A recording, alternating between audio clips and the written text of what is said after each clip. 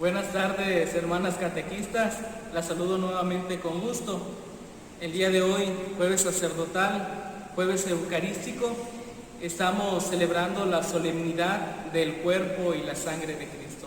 Todo se acomodó para que nosotros el día de hoy meditáramos junto con Francisco Bantuán el cuarto pan, que habla de mi única fuerza, la Eucaristía. Y hay algo importante que me gustaría hablar con ustedes.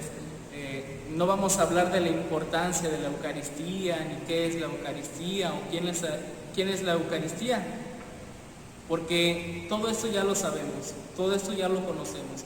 Ya sabemos de la importancia que tiene la Eucaristía para nuestra vida cristiana. Ya sabemos que el alimento único del catequista, del sacerdote, de la religiosa, del fiel cristiano es la Eucaristía. Esto vamos a saltárnoslo porque es algo que ya nosotros íntimamente conocemos y sabemos de su importancia. Lo que sí me gustaría decirles es que el qué, y una frase que me llamó mucho la atención, sobre todo en mis tiempos de cuando era estudiante, escuché allá hace unos ayeres que decía este padre de la iglesia: sin Eucaristía no hay iglesia. Y es muy importante porque podemos tener todo, podemos tener un grupo amplio de chiquillos corriendo por todo el templo, podemos tener los mejores programas de pastoral, podemos tener todo en una parroquia, pero si no tenemos lo más elemental, lo esencial, a Cristo mismo, entonces, pues ¿qué podría ser? Y con esto quiero explicarles, ya que estamos aquí cerca del altar, frente al altar, la importancia y de dónde nace la Eucaristía. Fíjense, la Eucaristía nace dentro de un contexto muy hermoso. ¿De dónde nace? Nace de la mesa. Y no solamente nace de la mesa, nace de la cena entre unos amigos, de la cena entre Jesús y sus apóstoles. Es decir, la Eucaristía nace en un contexto de intimidad, de cercanía, de familiaridad, y es por eso que muchas veces nosotros sabemos que la Eucaristía es el acercamiento íntimo que tenemos con Jesús, el acercamiento íntimo que tenemos hacia Él. Hay una frase que Bantuán utiliza y que me gustaría compartirles en este momento, sobre todo él meditando el texto que venimos trayendo a colación a través de estos días.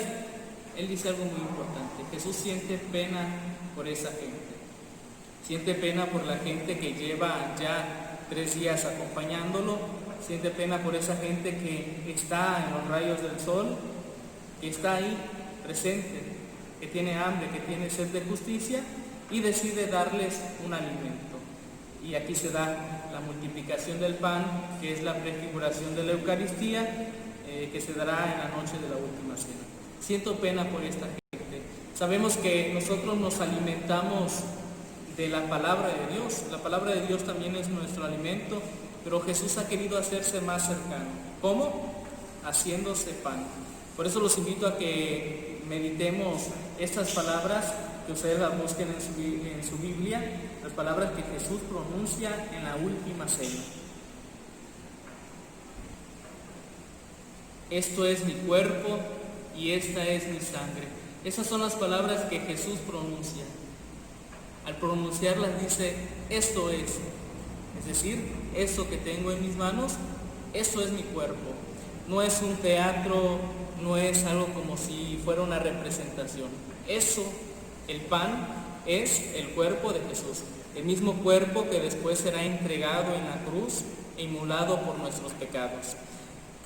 Ya les digo, nace dentro de un contexto íntimo, es el cuerpo que se entrega y nos hace una invitación aún más especial.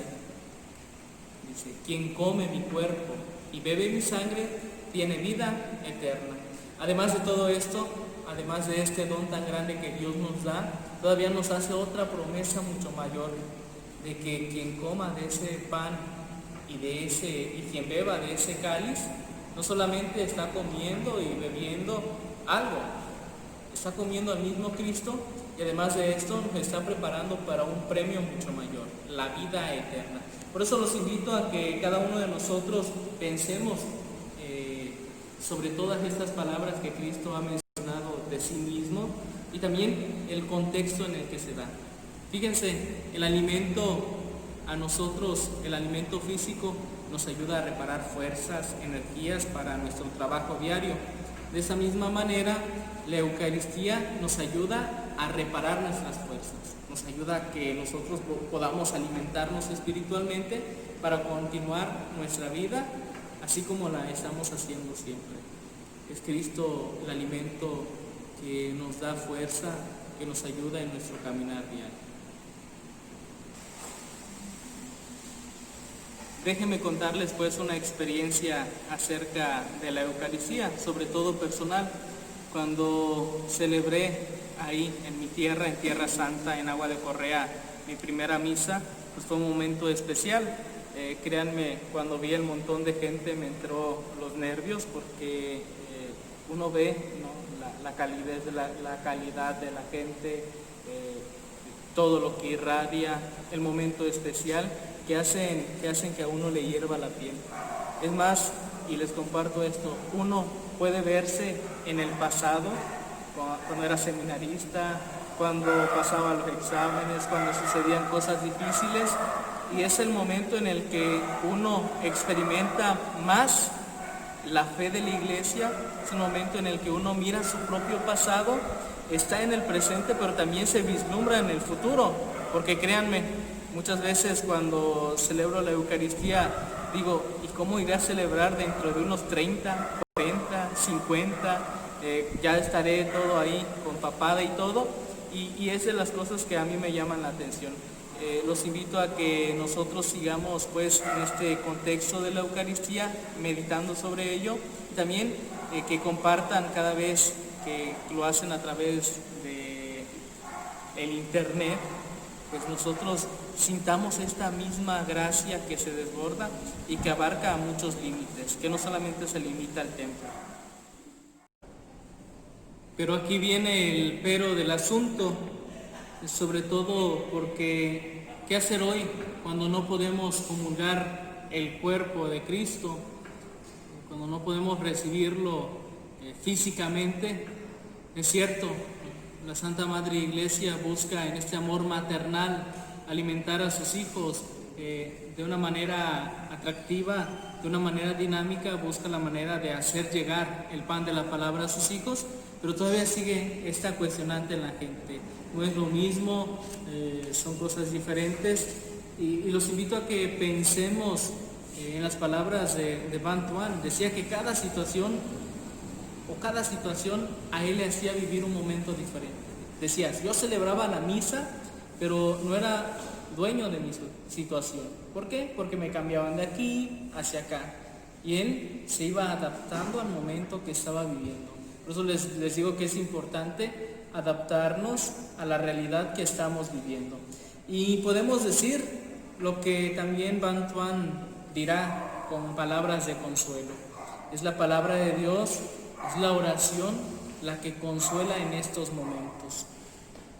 Y no solamente la oración, las Sagradas Escrituras que él sabía de memoria.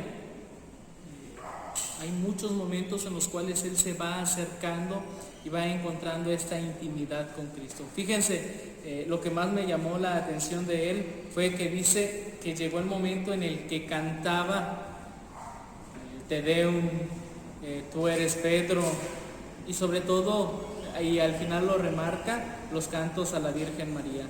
Si nosotros, a pesar de estas situaciones, a pesar de que no podemos comulgar, vamos encontrando la manera de acercarnos a Dios, podemos hacerlo, podemos lograrlo poco a poco.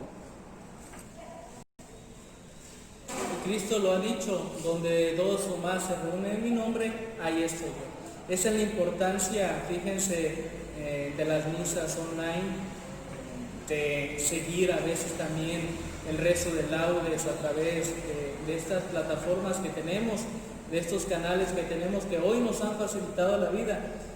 Pónganse ustedes en esa necesidad 2000 o 3000 años atrás, pues sería totalmente diferente.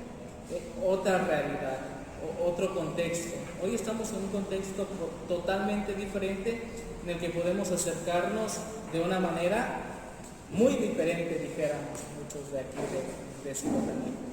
Los invito pues a que a través del rezo del rosario, a través del rezo de las laudes, a través de los cantos, de algunas alabanzas, de algunas novenas, que nosotros tenemos y usamos mucho, que a través de eso también sepamos ser y hacer iglesia.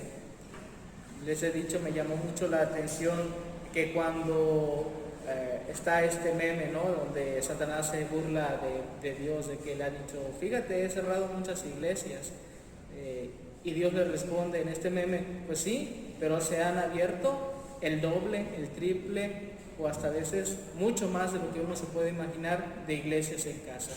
Donde dos o más se reúnen en mi nombre, ahí estoy yo. Y sepan que yo estaré con ustedes todos los días hasta el fin de los tiempos. Y quisiera que nosotros fuéramos viendo esto de una manera especial. Donde dos o más se reúnen en mi nombre, donde dos o más siguen la misa online, ahí también está Dios.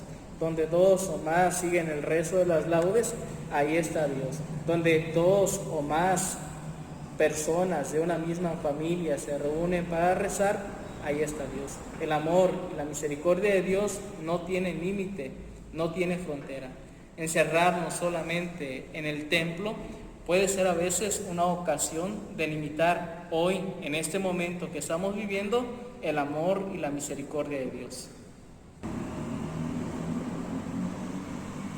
Entonces, en estos momentos de profunda tristeza espiritual, en estos momentos de profunda tristeza física, ¿qué hacer? Y la frase de Francisco Bantuán llama mi atención. En estos momentos de tristeza, yo los invito a que piensen, y lo compartí yo con alguna persona. Decíamos, hoy la gente sufre de misa, es cierto, no pueden comulgar al Señor, y veíamos con algunas personas por ahí escondidillas platicando y comentando acerca de ese texto. Bueno, ¿y por qué no decirle a la gente también lo que el sacerdote sufre, verdad? Porque es cierto, el sacerdote se alimenta de la oración y del encuentro cercano con Jesucristo, se alimenta de la Eucaristía, se alimenta de lo que lee espiritualmente o intelectualmente, pero también, y créanlo, ustedes son una parte muy importante, el sacerdote se alimenta de su pueblo. ¿No se han puesto a pensar eso? Pues ahora pónganse a pensarlo. Un sacerdote que no tiene contacto con la persona, así como ustedes no tienen contacto con la Eucaristía, ni contacto con otras personas, el sacerdote mismo se alimenta de su pueblo, se alimenta de ustedes. No vamos a decir que no lo comemos, no, se alimenta de las relaciones interpersonales que va creando con sus fieles, de la amistad, de esta cercanía entre padre e hijo. Y Bantuán dice algo muy interesante, y es lo que quiero, y con esto quiero culminar. ¿Qué hacer en estos momentos de tristeza, en estos momentos en el que no hay misas con presencia del pueblo, en el que no podemos comulgar al Señor?